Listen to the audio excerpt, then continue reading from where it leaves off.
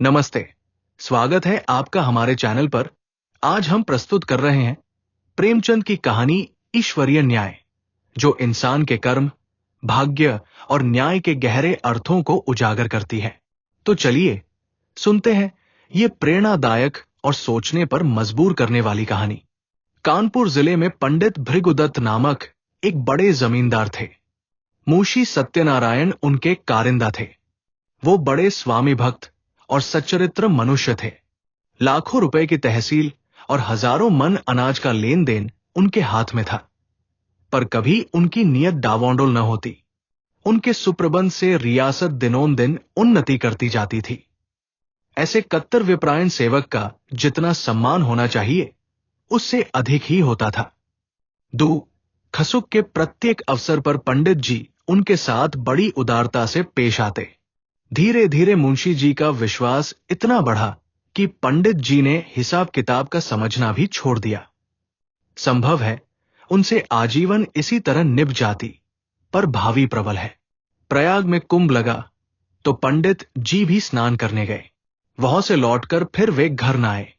मालूम नहीं किसी गड्ढे में फिसल पड़े या कोई जल जंतु उन्हें खींच ले गया। उनका फिर कुछ पता ही न चला। अब मुंशी सत्यनारायण के अधिकार और भी बढ़े। एक हतभागिनी विधवा और दो छोटे छोटे बच्चों के सिवा पंडित जी के घर में और कोई न था। अंत्येष्टि क्रिया से निवृत्त होकर एक दिन शोकातुर पंडिताइन ने उन्हें बुलाया और रोकर कहा, लाला, पंडित जी हमें मंझधार में छोड़कर सुरपुर को सिधर गए। अब ये नैया तुम ही पार लगाओगे तो लग सकती है। ये सब खेती तुम्हारी लगाई हुई है, इसे तुम्हारे ही ऊपर छोड़ती हूं। ये तुम्हारे बच्चे हैं, इन्हें अपनाओ। जब तक मालिक जिए तुम्हें अपना भाई समझते रहें।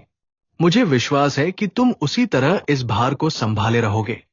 सत्यनारायण ने रोते हुए जवाब दिया, भाभी, भैया क्या उठ गए, मेरे तो भाग्य ही फूट गए, नहीं तो मुझे आदमी बना देते। मैं उन्हीं का नमक खाकर जिया हूं और उन्हीं की चाकरी में मरूंगा भी। आप धीरज रखें, किसी प्रकार की चिंता न करें। मैं जीते जी आपकी सेवा से मुंह न मोड़ूंगा। आप केवल इतना कीजिएगा कि मैं जिस किसी की शिकायत करूं उसे डॉट दीजिएगा, नहीं तो ये। इस घटना के बाद कई वर्षों तक मुंशी जी ने रियासत को संभाला। वो अपने काम में बड़े कुशल थे। कभी एक कौड़ी का भी बल नहीं पड़ा। सारे जिले में उनका सम्मान होने लगा। लोग पंडित जी को भूल सा गए। दरबारों और कमेटियों में वे सम्मिलित होते। जिले के अधिकारी उन्हीं को जमींदार समझते। अन्य रईसों में उनका आदर था। पर मानवृद्वी की महंगी वस्तु है और भानुकुंवरी अन्य स्त्रियों के सदृश पैसे को खूब पकड़ती। वो मनुष्य की मनोवृत्तियों से परिचित न थी। पंडित जी हमेशा लाला जी को इनाम इकराम देते रहते थे। वे जानते थे कि ज्ञान के बाद ईमान का दूसरा स्तंभ अपनी सुच्चा है। इसके सिवा वे खुद भी कभी कागजों की जौच कर लिया करते थे।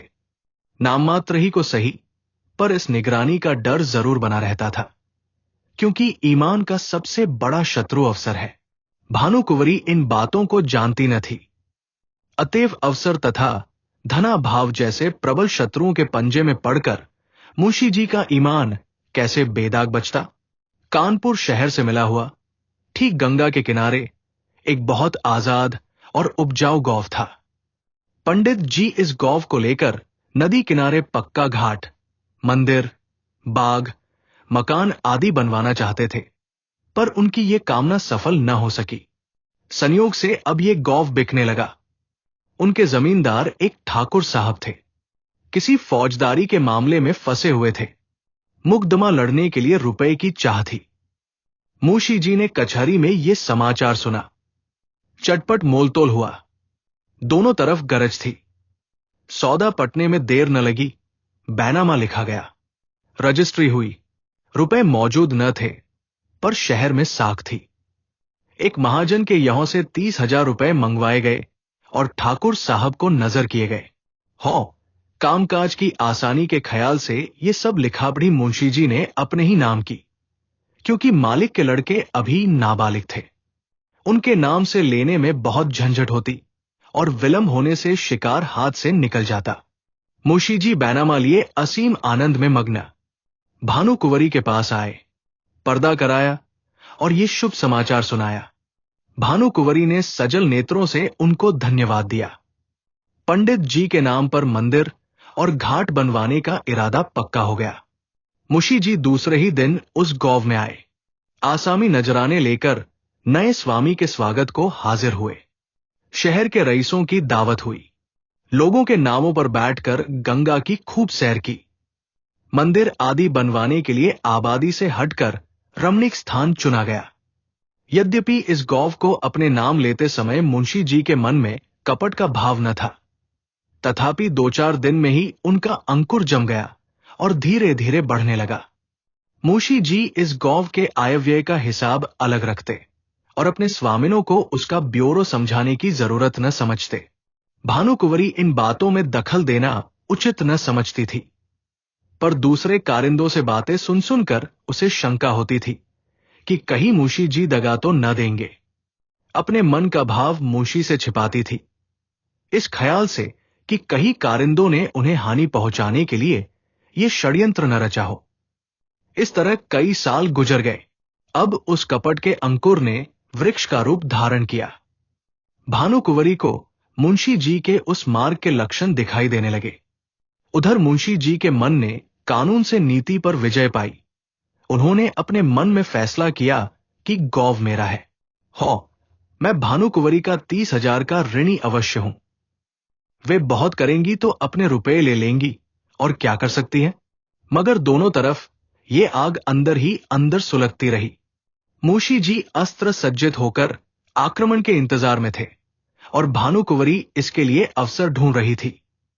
एक दिन उसने साहस करके मुंशी जी को अंदर बुलाया और कहा, लाला जी, बगदास के मंदिर का काम कब से लगवाइएगा? उसे लिए 8 साल हो गए। अब काम लग जाए तो अच्छा हो। जिंदगी का कौन ठिकाना है, जो काम करना है उसे कर ही डालना चाहिए। इस ढंग से इस विषय को उठाकर भानुकुंवरी ने अपनी चतुराई का अच्छा परिचय दिया। मुंशी जी भी दिल में इसके कायल हो गए। जरा सोच कर बोले, इरादा तो मेरा कई बार हुआ, पर मौके की जमीन नहीं मिलती। गंगा तट की जमीन असामियों के जोत में है और वे किसी तरह छोड़ने पर राजी नहीं। भानुकुंवरी, ये बात तो आज मुझे मालूम हुई। 8 साल हुए। इस गौव के विषय में आपने कभी भूल कर भी दी तो चर्चा नहीं की। मालूम नहीं कितनी तहसील है, क्या मुनाफा है, कैसा गौव है, कुछ सीर होती है या नहीं। जो कुछ करते हैं आप ही करते हैं और करेंगे, पर मुझे भी तो मालूम होना चाहिए। मुंशी जी संभल उठे। उन्हें मालूम हो गया कि इस चतुर स्त्री से बाजी ले जाना मुश्किल है। गौव लेना ही है तो अब क्या डर।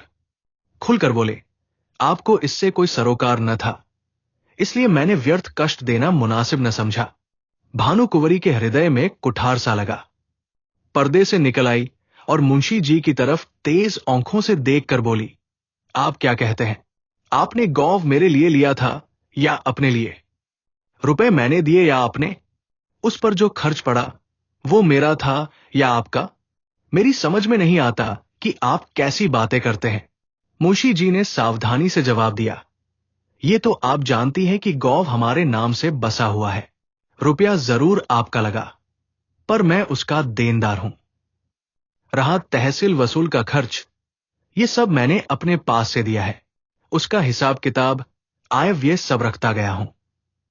भानुकुंवरी ने क्रोध से कौपते हुए कहा, इस कपट का फल आपको अवश्य मिलेगा। आप इस निर्दयता से मेरे बच्चों का गला नहीं काट सकते। मुझे नहीं मालूम था कि आपने हृदय में छुरी छिपा रखी है, नहीं तो ये नौबत ही क्यों आती। खैर, अब से मेरी रोकड़ और बही खाता आप कुछ न छू। मेरा जो कुछ होगा ले लूंगी। जाइए, एकांत में बैठकर सोचिए। पाप से किसी का भला नहीं होता। तुम समझते होगे कि बालक अनाथ है, इनकी संपत्ति हजम कर लूंगा। इस भूल में न रहना, मैं तुम्हारे घर की ईंट तक बिकवा लूंगी। ये कहकर भानुकुंवरी फिर पर्दे की आड़ में आप बैठी और रोने लगी। स्त्रियों क्रोध के बाद किसी न किसी बहाने रोया करती है। लाला साहब को कोई जवाब न सूझा। यहां से उठ आए और दफ्तर जाकर कागज उलट पलट करने लगे। पर भानुकुंवरी भी उनके पीछे पीछे दफ्तर में पहुंची और डॉट कर बोली, मेरा कोई कागज मत छूना, नहीं तो बुरा होगा। तुम विषैले सांप हो, मैं तुम्हारा मुंह नहीं देखना चाहती। मूशी जी कागजों में कुछ काटछोंट करना चाहते थे, पर विवश हो गए। खजाने की कुंजी निकालकर फेंक दी, बही खाते पटक दिए, किवाड़ धड़ाके से बंद किए और हवा की तरह सन्न से निकल गए। कपट में हाथ तो डाला, पर कपट मंत्र न जाना। दूसरे कारिंदों ने ये कैफियत सुनी तो फूले न समाए। मूशी जी के सामने उनकी दाल न गलने पाती। भानुकुंवरी के पास आकर वे आग पर तेल छिड़कने लगे। सब लोग इस विषय में सहमत थे कि मुंशी सत्यनारायण ने विश्वासघात किया है। मालिक का नमक उनकी हड्डियों से फूट फूट कर निकलेगा। दोनों ओर से मुग्धमेबाजी की तैयारियां होने लगी। एक तरफ न्याय का शरीर था, दूसरी ओर न्याय की आत्मा। प्रकृति का पुरुष से लड़ने का साहस हुआ। भानुकुंवरी ने लाला छक्कन लाल से पूछा, हमारा वकील कौन है? छक्कन लाल ने इधर उधर झोंक कर कहा, वकील तो सेठ जी हैं, पर सत्यनारायण ने उन्हें पहले गौंट रखा होगा। इस मुकदमे के लिए बड़े होशियार वकील की जरूरत है। मेहरा बाबू की आजकल खूब चल रही है। हाकिम की कलम पकड़ लेते हैं, बोलते हैं तो जैसे मोटरकार छूट जाती है सरकार। और क्या कहें, कई आदमियों को फांसी से उतार लिया है। उनके सामने कोई वकील जबान तो खोल नहीं सकता। सरकार कहें तो वही कर लिए जाए। छक्कन लाल की अत्युक्ति से संदेह पैदा कर लिया। भानुकुंवरी ने कहा, नहीं, पहले सेठ जी से पूछ लिया जाए, उसके बाद देखा जाएगा। आप जाइए, उन्हें बुला लाइए। छक्कनलाल अपनी तकदीर को ठोंकते हुए सेठ जी के पास गए। सेठ जी पंडित भृगुदत्त के जीवन काल से ही उनका कानून संबंधी सब काम किया करते थे। मुकदमे का हाल सुना तो सन्नाटे में आ गए। सत्यनारायण को ये बड़ा नेकनियत आदमी समझते थे। उनके पतन से बड़ा खेद हुआ। उसी वक्त आए। भानुकुंवरी ने रो रो कर उनसे अपनी विपत्ति की कथा कही और अपने दोनों लड़कों को उनके सामने खड़ा करके बोली, आप इन अनाथों की रक्षा कीजिए, इन्हें मैं आपको सौंपती हूं। सेठ जी ने समझौते की बात छेड़ी। बोले, आपस की लड़ाई अच्छी नहीं। भानुकुंवरी, अन्यायी के साथ लड़ना ही अच्छा है। सेठ जी, पर हमारा पक्ष निर्बल है। भानुकुंवरी फिर पर्दे से निकल आई और विस्मित होकर बोली, क्या हमारा पक्ष निर्बल है? दुनिया जानती है कि गौव हमारा है, उसे हमसे कौन ले सकता है? नहीं, मैं सुलह कभी न करूंगी। आप कागजों को देखें। मेरे बच्चों की खातिर ये कष्ट उठाएं। आपका परिश्रम निष्फल न जाएगा। सत्यनारायण की नीयत पहले खराब न थी। देखिए, जिस मिति में गौव लिया गया है, उस मिति में 30,000 का क्या खर्च दिखाया गया है। अगर उसने अपने नाम उधार लिखा हो तो देखिए वार्षिक सूद चुकाया गया या नहीं। ऐसे नरपिशाच से मैं कभी सुलह न करूंगी। सेठ जी ने समझ लिया कि इस समय समझाने बुझाने से कुछ काम न चलेगा। कागजात देखें। अभियोग चलाने की तैयारियां होने लगी। मुंशी सत्यनारायण लाल खिसियाए हुए मकान पहुंचे। लड़के ने मिठाई मांगी, उसे पीटा। स्त्री पर इसलिए बरस पड़े कि उसने क्यों लड़के को उनके पास जाने दिया। अपनी वृद्धा माता को डॉट कर कहा, तुमसे इतना भी नहीं हो सकता कि जरा लड़के को बहलाओ। एक तो मैं दिन भर का थकामौदा घर आऊं और फिर लड़के को खिलाऊं। मुझे दुनिया में न और कोई काम है न धंधा। इस तरह घर में बावैला मचाकर बाहर आए। सोचने लगे, मुझसे बड़ी भूल हुई। मैं कैसा मूर्ख हूं। और इतने दिन तक सारे कागज पत्र अपने हाथ में थे। चाहता कर सकता था, पर हाथ धरे बैठे रहा। आज सिर पर आ पड़ी तो सूझी। मैं चाहता तो बही खाते सब नए बना सकता था, जिसमें इस गौव का और रुपए का जिक्र ही ना होता। पर मेरी मूर्खता के कारण घर में आई हुई लक्ष्मी रूठी जाती है। मुझे क्या मालूम था कि वो चुड़ैल मुझसे इस तरह पेश आएगी, कागजों में हाथ तक न लगाने देगी। इसी उधेड़बुन में मुंशी जी एकाएक उछल पड़े। एक उपाय सूझ गया, क्यों न कार्यकर्ताओं को मिला लूं। यद्यपि मेरी सख्ती के कारण वे सब मुझसे नाराज थे और इस समय सीधे बात भी न करेंगे। तथापि उनमें ऐसा कोई भी नहीं जो प्रलोभन से मुट्ठी में ना आ जाए। इसमें रुपए पानी की तरह बहाना पड़ेगा, पर इतना रुपया आएगा कहां से? हाय दुर्भाग्य, 2-4 दिन पहले चेत गया होता तो कोई कठिनाई न पड़ती। क्या जानता था कि वो डाइन इस तरह वज्र प्रहार करेगी। बस अब एक ही उपाय है, किसी तरह कागजात गुम कर दूं। बड़ी जोखिम का काम है, पर करना ही पड़ेगा। दुष्कामनाओं के सामने एक बार सिर झुकाने पर फिर संभलना कठिन हो जाता है। पाप के अथाह दलदल में जहां एक बार पड़े कि फिर प्रतिक्षण नीचे ही चले जाते हैं। मुंशी सत्यनारायण सा विचारशील मनुष्य इस समय इस फिक्र में था कि कैसे सेंध लगा पाऊं। मुंशी जी ने सोचा, क्या सेंध लगाना आसान है? इसके वास्ते कितनी चतुरता, कितना साहब, कितनी बुद्धि, कितनी वीरता चाहिए। कौन कहता है कि चोरी करना आसान काम है? मैं जो कहीं पकड़ा गया तो मरने के सिवा और कोई मार्ग न रहेगा। बहुत सोचने विचारने पर भी मुंशी जी को अपने ऊपर ऐसा दुस्साहस कर सकने का विश्वास न हो सका। इसमें सुगम एक दूसरी तदबीर नजर आई। क्यों न दफ्तर में आग लगा दूं? एक बोतल मिट्टी का तेल और दियासलाई की जरूरत है, किसी बदमाश को मिला लूं। मगर यह क्या मालूम कि वही उसी कमरे में रखी है या नहीं। चुड़ैल ने उसे जरूर अपने पास रख लिया होगा। नहीं, आग लगाना गुनाह बेलज्जत होगा। बहुत देर मुंशी जी करवटें बदलते रहे, नए मंसूबे सोचते, पर फिर अपने ही तर्कों से काट देते। वर्षाकाल में बादलों की नई नई सूरतें बनती और फिर हवा के वेग से बिगड़ जाती है। वही दशा इस समय उनके मंसूबों की हो रही थी। पर इस मानसिक अशांति में भी एक विचार पूर्ण रूप से स्थिर था। किसी तरह इन कागजात को अपने हाथ में लाना चाहिए। काम कठिन है माना, पर हिम्मत न थी तो रार क्यों मोल ली? क्या 30,000 की जायदाद दाल भात का कौर है? चाहे जिस तरह हो, चोर बने बिना काम नहीं चल सकता। आखिर जो लोग चोरियां करते हैं वे भी तो मनुष्य ही होते हैं। बस एक छलौं का काम है। अगर पार हो गए तो राज करेंगे, गिर पड़े तो जान से हाथ धोएंगे। रात के 10 बज गए। मुंशी सत्यनारायण कुंजियों का एक गुच्छा कमर में दबाए घर से बाहर निकले। द्वार पर थोड़ा सा पुआल रखा हुआ था। उसे देखते ही वे चौंक पड़े। मारे डर के छाती धड़कने लगी।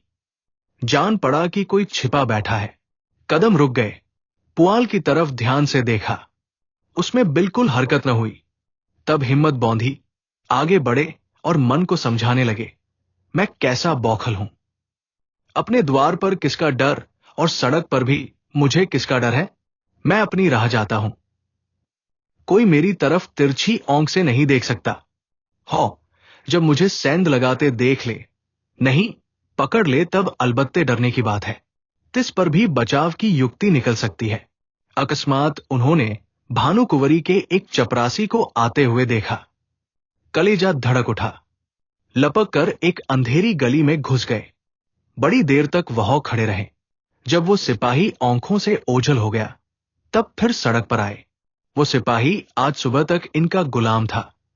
उसे उन्होंने कितनी ही बार गालियां दी थी, लाते मारी थी, पर आज उसे देखकर उनके प्राण सूख गए। उन्होंने फिर तर्क की शरण ली। मैं मानो भंग खाकर आया हूं। इस चपरासी से इतना डरा मानो कि वह मुझे देख लेता, पर मेरा कर क्या सकता था? हजारों आदमी रास्ता चल रहे हैं, उन्हीं में मैं भी एक हूं। क्या वह अंतर्यामी है? सबके हृदय का हाल जानता है। मुझे देखकर वो अदब से सलाम करता और वह का कुछ हाल भी कहता, पर मैं उससे ऐसा डरा कि सूरत तक न दिखाई। इस तरह मन को समझाकर वे आगे बढ़े। सच है, पाप के पंजों में फंसा हुआ मन पतझर का पत्ता है, जो हवा के जरा से झोंके से गिर पड़ता है। मुंशी जी बाजार पहुंचे। अधिकतर दुकानें बंद हो चुकी थी। उनमें सौड़ और गायें बैठी हुई जुगाली कर रही थी। केवल हलवाइयों की दुकानें खुली थी और कहीं कहीं गजरे वाले हार की हौक लगाते फिरते थे। सब हलवाई मुंशी जी को पहचानते थे, अतएव मुंशी जी ने सिर झुका लिया। कुछ चाल बदली और लपकते हुए चले। एकाएक उन्हें एक बग्घी आती दिखाई दी। ये सेठ बल्लभदास सवकील की बग्घी थी। इसमें बैठकर हजारों बार सेठ जी के साथ कचहरी गए थे, पर आज वो बग्घी कालदेव के समान भयंकर मालूम हुई। फौरन एक खाली दुकान पर चढ़ गए। वह विश्राम करने वाले सौड़ ने समझा वे मुझे पदच्युत करने आए हैं। माथा झुकाए फुंकारता हुआ उठ बैठा, पर इसी बीच में बग्घी निकल गई और मुंशी जी की जान में जान आई। अब कि उन्होंने तर्क का आश्रय न लिया, समझ गए कि इस समय इससे कोई लाभ नहीं। खैरियत ये हुई कि वकील ने देखा नहीं। ये एक घाघ है, मेरे चेहरे से ताड़ जाता।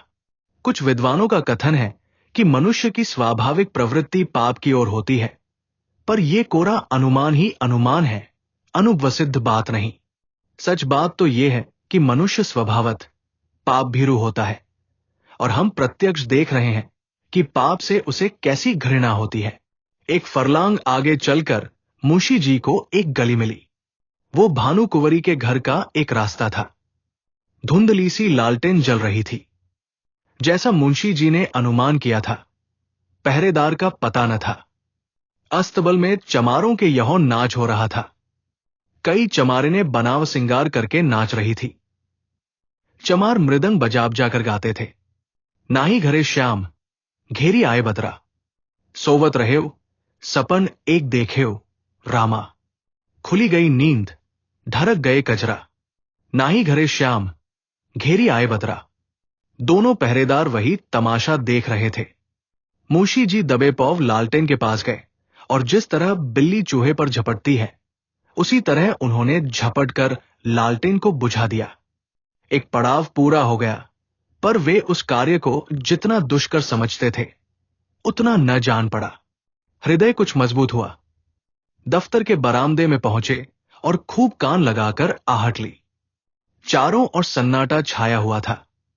केवल चमारों का कोलाहल सुनाई देता था। इस समय मुंशी जी के दिल में धड़कन थी, पर सिर धमधम कर रहा था। हाथ पांव कौप रहे थे। सांस बड़े वेग से चल रही थी। शरीर का एक एक रोम औंख और कान बना हुआ था। वे सजीवता की मूर्ति हो रहे थे।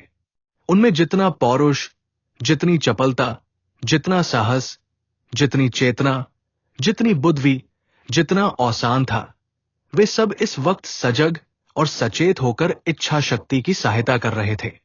दफ्तर के दरवाजे पर वही पुराना ताला लगा हुआ था। इसकी कुंजी आज बहुत तलाश करके वे बाजार से लाए थे।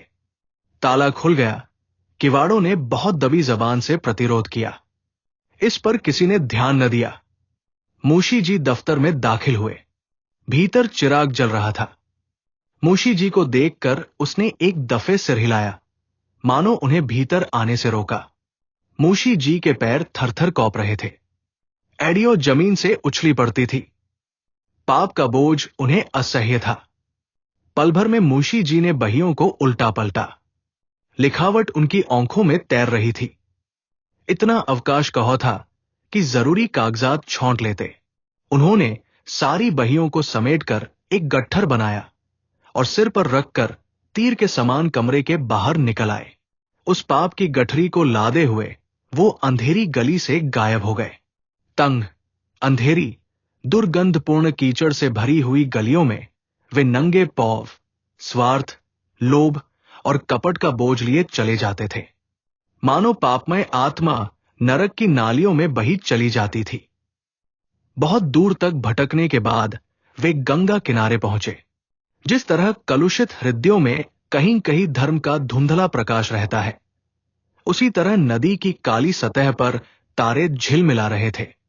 तट पर कई साधु धूनी जमाए पड़े थे। ज्ञान की ज्वाला मन की जगह बाहर दहक रही थी।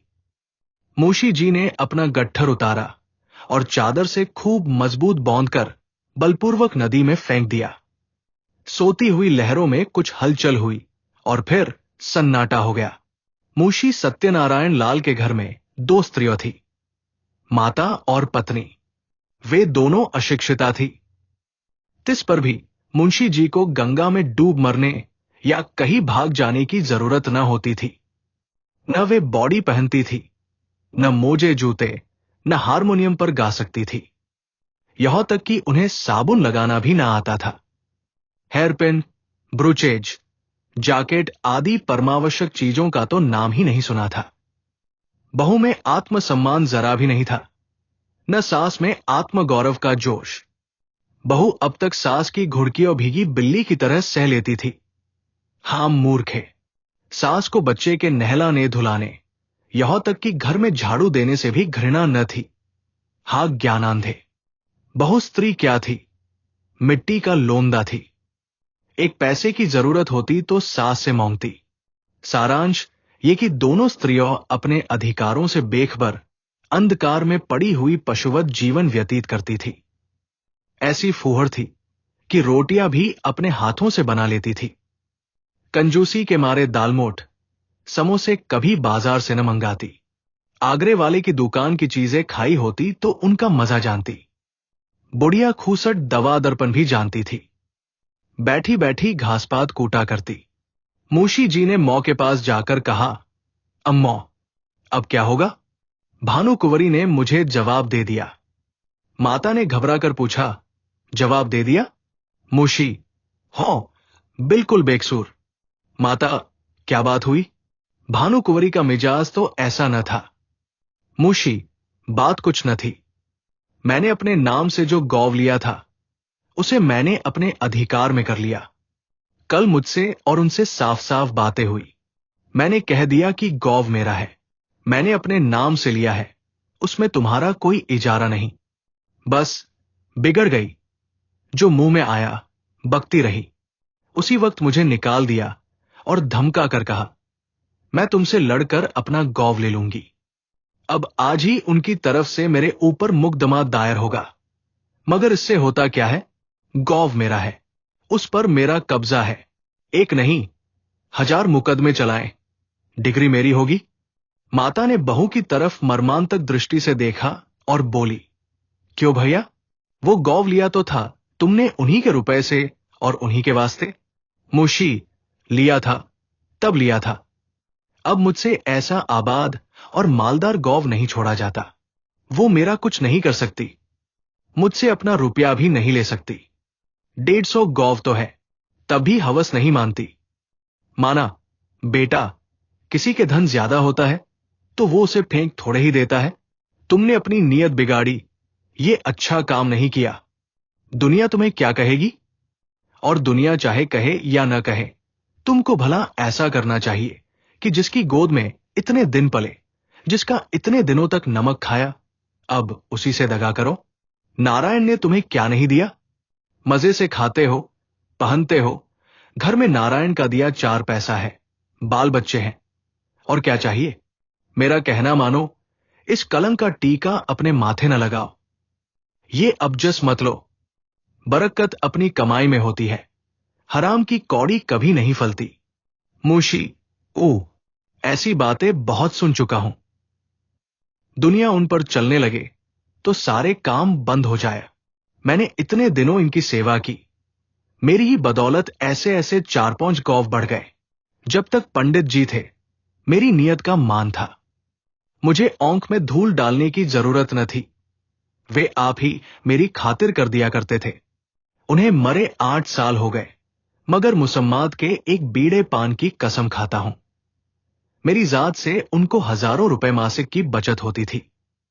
क्या उनको इतनी भी समझ न थी कि ये बेचारा, जो इतनी ईमानदारी से मेरा काम करता है, इस नफे में कुछ उसे भी मिलना चाहिए? ये कहकर न दो, इनाम कहकर दो, किसी तरह दो तो। मगर वे तो समझती थी कि मैंने इसे 20 रुपए महीने पर मोल ले लिया है। मैंने 8 साल तक सब किया। अब क्या इसी 20 रुपए में गुलामी करता रहूं और अपने बच्चों को दूसरों का मुंह ताकने के लिए छोड़ जाऊं? अब मुझे ये अवसर मिला है, इसे क्यों छोड़ूं? जमींदारी की लालसा लिए हुए क्यों मरूं? जब तक जीऊंगा खुद खाऊंगा। मेरे पीछे मेरे बच्चे चैन उड़ाएंगे। माता की आंखों में आंसू भर आए। बोली, बेटा, मैंने तुम्हारे मुंह से ऐसी बातें कभी नहीं सुनी थी। तुम्हें क्या हो गया है? तुम्हारे आगे बाल बच्चे हैं, आग में हाथ न डालो। बहू ने सास की ओर देखकर कहा, हमको ऐसा धन न चाहिए, हम अपनी दाल रोटी में मगन हैं।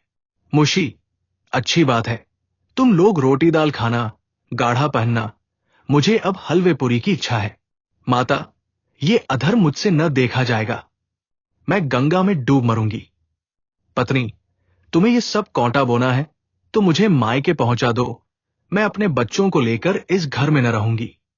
मोशी ने झुंझला कर कहा, तुम लोगों की बुद्धि तो भौं खा गई है। लाखों सरकारी नौकर रात दिन दूसरों का गला दबा दबा कर रिश्वतें लेते हैं और चैन करते हैं। न उनके बाल बच्चों ही को कुछ होता है, न उन्हीं को हैजा पकड़ता है। अधर्म उनको क्यों नहीं खा जाता जो मुझी को खा जाएगा। मैंने तो सत्यवादियों को सदा दुख झेलते ही देखा है। मैंने जो कुछ किया है सुख लूटूंगा। तुम्हारे मन में जो आए करो। प्रात काल दफ्तर खुला तो कागजात सब गायब थे। मुंशी छक्कनलाल बौखलाए से घर में गए और मालकिन से पूछा, कागजात आपने उठवा लिए हैं? भानुकुंवरी ने कहा, मुझे क्या खबर, जहां आपने रखे होंगे वही होंगे। फिर सारे घर में खलबली पड़ गई। पहरेदारों पर मार पड़ने लगी। भानुकुंवरी को तुरंत मुंशी सत्यनारायण पर संदेह हुआ, मगर उनकी समझ में छक्कनलाल की सहायता के बिना यह काम होना असंभव था। पुलिस में रपट हुई। एक ओझा नाम निकालने के लिए बुलाया गया। मौलवी साहब ने कुर्रा फेंका। ओझा ने बताया, यह किसी पुराने बैरी का काम है। मौलवी साहब ने फरमाया, किसी घर के भेदिए ने यह हरकत की है। शाम तक यह दौड़ धूप रही। फिर यह सलाह होने लगी कि इन कागजातों के बगैर मुकदमा कैसे चले। पक्ष तो पहले से ही निर्बल था। जो कुछ बल था वो इसी बही खाते का था। अब तो सबूत भी हाथ से गए। दावे में कुछ जान ही न रही। मगर भानुकुंवरी ने कहा, बला से हार जाएंगे। हमारी चीज कोई छीन ले तो हमारा धर्म है कि उससे यथाशक्ति लड़े। हार कर बैठना कायरों का काम है। सेठ जी वकील को इस दुर्घटना का समाचार मिला तो उन्होंने भी यही कहा कि अब दावे में जरा भी जान नहीं है। केवल अनुमान और तर्क का भरोसा है। अदालत ने माना तो माना, नहीं तो हार माननी पड़ेगी। पर भानुकुंवरी ने एक न मानी। लखनऊ और इलाहाबाद से 2 होशियार बैरिस्टर बुलाए। मुकदमा शुरू हो गया। सारे शहर में इस मुकदमे की धूम थी। कितने ही रईसों को भानुकुंवरी ने साथी बनाया था। मुकदमा शुरू होने के समय हजारों आदमियों की भीड़ हो जाती थी। लोगों के इस खिंचाव का मुख्य कारण यह था कि भानुकुंवरी एक पर्दे की आड़ में बैठी हुई अदालत की कार्रवाई देखा करती थी, क्योंकि उसे अब अपने नौकरों पर जरा भी विश्वास न था। वादी बैरिस्टर ने एक बड़ी मार्मिक वक्तृता दी। उसने सत्यनारायण की पूर्वावस्था का खूब अच्छा चित्र खींचा। उसने दिखलाया कि वे कैसे स्वामी भक्त, कैसे कार्यकुशल, कैसे कर्मशील थे, और स्वर्गवासी पंडित भृगुदत्त का उस पर पूर्ण विश्वास हो जाना किस तरह स्वाभाविक था। इसके बाद उसने सिद्ध किया कि मुंशी सत्यनारायण की आर्थिक व्यवस्था कभी ऐसी न थी कि वे इतना धन संचय करते। अंत में उसने मुंशी जी की स्वार्थपरता, कूटनीति, निर्दयता और विश्वासघातकता का ऐसा घृणोत्पादक चित्र खींचा कि लोग मुंशी जी को गोलियां देने लगे। इसके साथ ही उसने पंडित जी के अनाथ बालकों की दशा का बड़ा करुण उत्पादक वर्णन किया। कैसे शोक और लज्जा की बात है कि ऐसा चरित्रवान, ऐसा नीति कुशल मनुष्य इतना गिर जाए कि अपने स्वामी के अनाथ बालकों की गर्दन पर छुरी चलाने पर संकोच न करे। मानवपतन का ऐसा करुण, ऐसा हृदय विदारक उदाहरण मिलना कठिन है। इस कुटिल कार्य के परिणाम की दृष्टि से इस मनुष्य के पूर्व परिचित सद्गुणों का गौरव लुप्त हो जाता है, क्योंकि वे असली मोती नहीं, नकली कौंच के दाने थे, जो केवल विश्वास जमाने के निमित्त दर्शाए गए थे। वो केवल सुंदर जाल था जो एक सरल हृदय और छलछन से दूर रहने वाले रईस को फंसाने के लिए फैलाया गया था। इस नरपशु का अंत करण कितना अंधकारमय, कितना कपटपूर्ण, कितना कठोर है, और इसकी दुष्टता कितनी घोर, कितनी अपावन है। अपने शत्रु के साथ दया करना एक बार तो क्षम्य है, मगर इस मलिन हृदय मनुष्य ने उन बेकसों के साथ दगा दिया है जिन पर मानव स्वभाव के अनुसार दया करना उचित है। यदि आज हमारे पास बही खाते मौजूद होते, अदालत पर सत्यनारायण की सत्यता स्पष्ट रूप से प्रकट हो जाती, पर मुंशी जी के बर्खास्त होते ही दफ्तर से उनका लुप्त हो जाना भी अदालत के लिए एक बड़ा सबूत है। शहर में कई रईसों ने गवाही दी, पर सुनी सुनाई बातें जिरह में उखड़ गई। दूसरे दिन फिर मुकदमा पेश हुआ। प्रतिवादी के वकील ने अपनी वक्तृता शुरू की। उसमें गंभीर विचारों की अपेक्षा हास्य का आधिक्य था। ये एक विलक्षण न्याय सिद्धांत है कि किसी धनाढ़ मनुष्य का नौकर जो कुछ खरीदे वो उसके स्वामी की चीज समझी जाए। इस सिद्धांत के अनुसार हमारी गवर्नमेंट को अपने कर्मचारियों की सारी संपत्ति पर कब्जा कर लेना चाहिए। यह स्वीकार करने में हमको कोई आपत्ति नहीं कि हम इतने रुपयों का प्रबंध न कर सकते थे और ये धन हमने स्वामी ही से ऋण लिया, पर हमसे ऋण चुकाने का कोई तकाजा न करके वो जायदाद ही मांगी जाती है। यदि हिसाब के कागजात दिखलाए जाए तो वे साफ बता देंगे कि मैं सारा ऋण दे चुका। हमारे मित्र ने कहा कि ऐसी अवस्था में बहियों का गुम हो जाना भी अदालत के लिए एक सबूत होना चाहिए। मैं भी उनकी युक्ति का समर्थन करता हूं। यदि मैं आपसे ऋण लेकर अपना विवाह करूं तो क्या मुझसे मेरी नवविवाहित वधू को छीन लेंगे? हमारे सुयोग मित्र ने हमारे ऊपर अनाथों के साथ दगा करने का दोष लगाया है। अगर मुंशी सत्यनारायण की नीयत खराब होती तो उनके लिए सबसे अच्छा अवसर वह था जब पंडित भृगुदत्त का स्वर्गवास हुआ था। इतने विलंब की क्या जरूरत थी? यदि आप शेर को फंसाकर उसके बच्चे को उसी वक्त नहीं पकड़ लेते, उसे बढ़ने और सबल होने का अवसर देते हैं, तो मैं आपको बुद्धिमान न कहूंगा। यथार्थ बात यह है कि मुंशी सत्यनारायण ने नमक का जो कुछ हक था वो पूरा कर दिया। 8 वर्ष तक तनमन से स्वामी के संतान की सेवा की। आज उन्हें अपनी साधुता का जो फल मिल रहा है वो बहुत ही खजनक और हृदय विदारक है। इसमें भानुकुंवरी का दोष नहीं।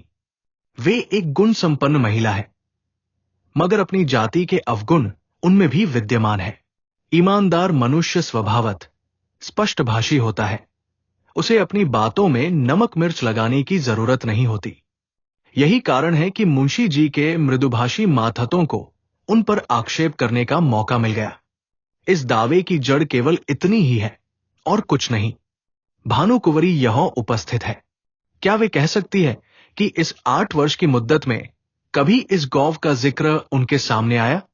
कभी उसके हानिलाभ, आय व्यय, लेन देन की चर्चा उनसे की गई? मान लीजिए कि मैं गवर्नमेंट का मुलाजिम हूं। यदि मैं आज दफ्तर में आकर अपनी पत्नी के आय व्यय और अपने टहलुओं के टैक्सों का पचड़ा गाने लगूं, तो शायद मुझे शीघ्र ही अपने पद से पृथक होना पड़े और संभव है कुछ दिनों तक बरेली की अतिथिशाला में भी रखा जाऊं। जिस गौव से भानुकुंवरी का सरोवार न था, उसकी चर्चा उनसे क्यों की जाती? इसके बाद बहुत से गवाह पेश हुए, जिनमें अधिकांश आसपास के देहातों के जमींदार थे। उन्होंने बयान किया कि हमने मुंशी सत्यनारायण असामियों को अपनी दस्तखती रसीदें और अपने नाम से खजाने में रुपया दाखिल करते देखा है।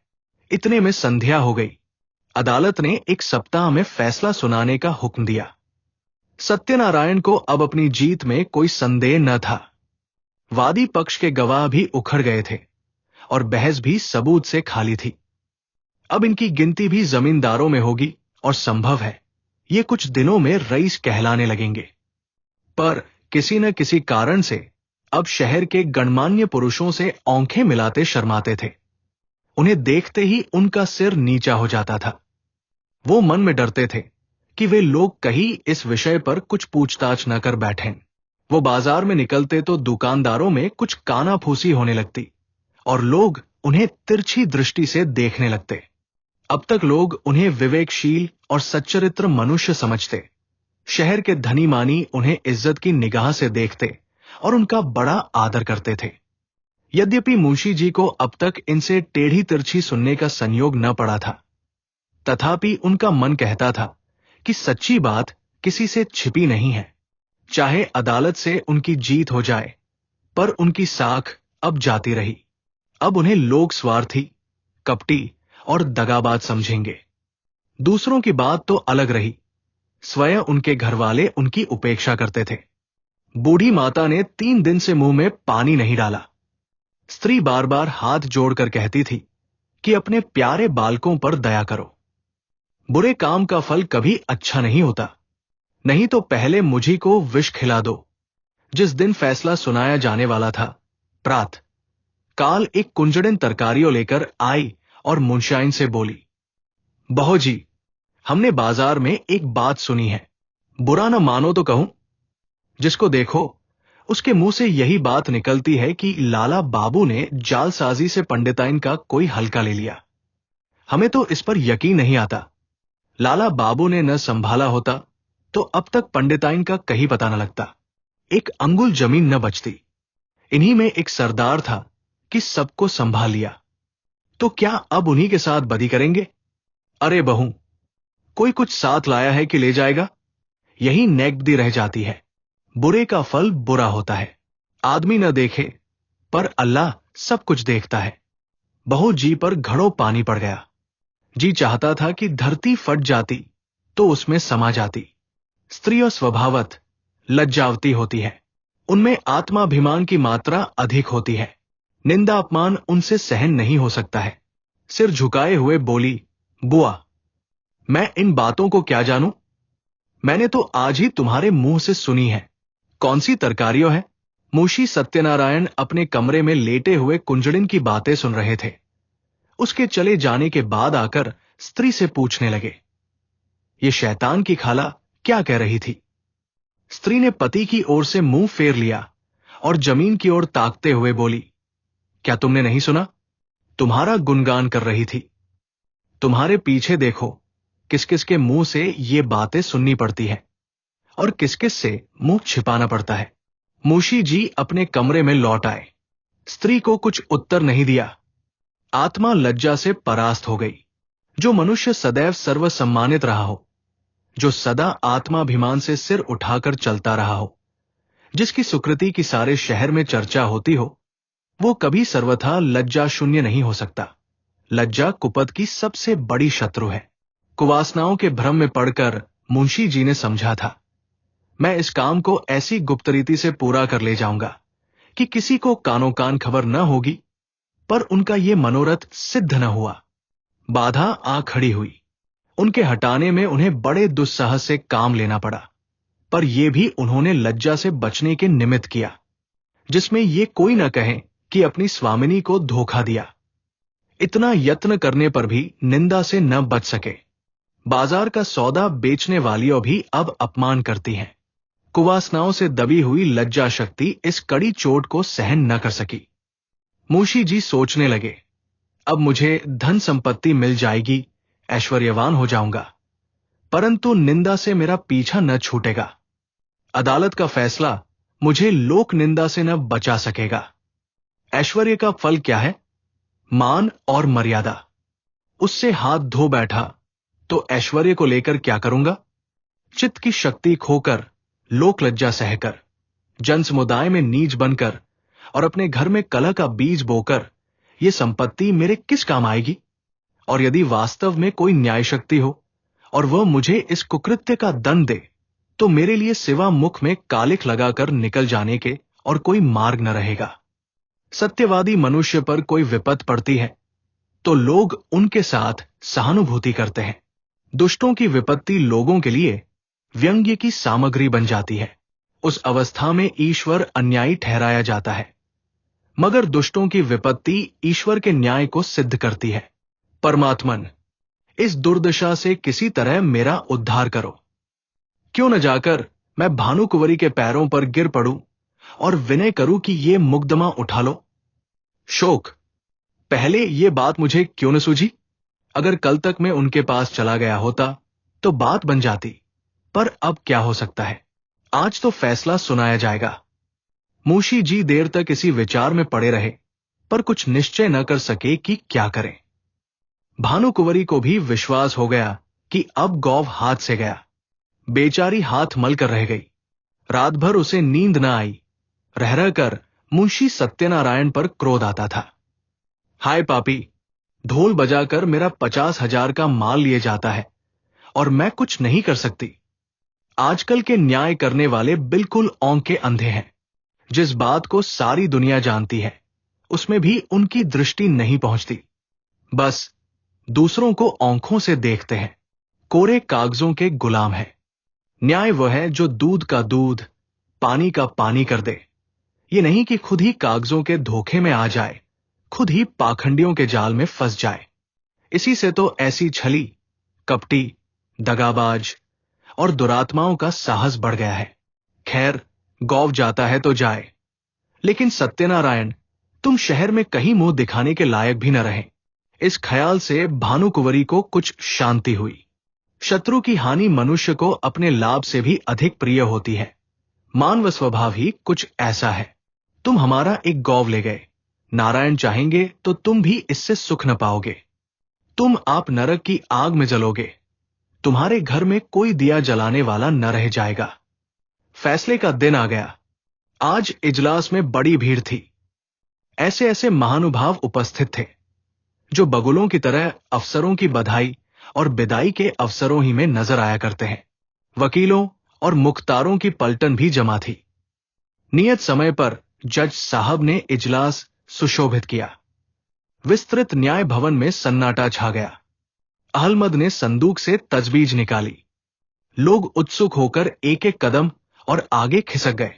जज ने फैसला सुनाया। मुद्दई का दावा खारिज। दोनों पक्ष अपना अपना खर्च सह ले। यद्यपि फैसला लोगों के अनुमान के अनुसार ही था, तथापि जज के मुंह से उसे सुनकर लोगों में हलचल सी मच गई। उदासीन भाव से फैसले पर आलोचना करते हुए लोग धीरे धीरे कमरे से निकलने लगे। एकाएक भानुकुंवरी घूंघट निकाले इजलास पर आकर खड़ी हो गई। जाने वाले लौट पड़े। जो बाहर निकल गए थे दौड़ कर आ गए और कौतूहल पूर्वक भानुकुंवरी की तरफ ताकने लगे।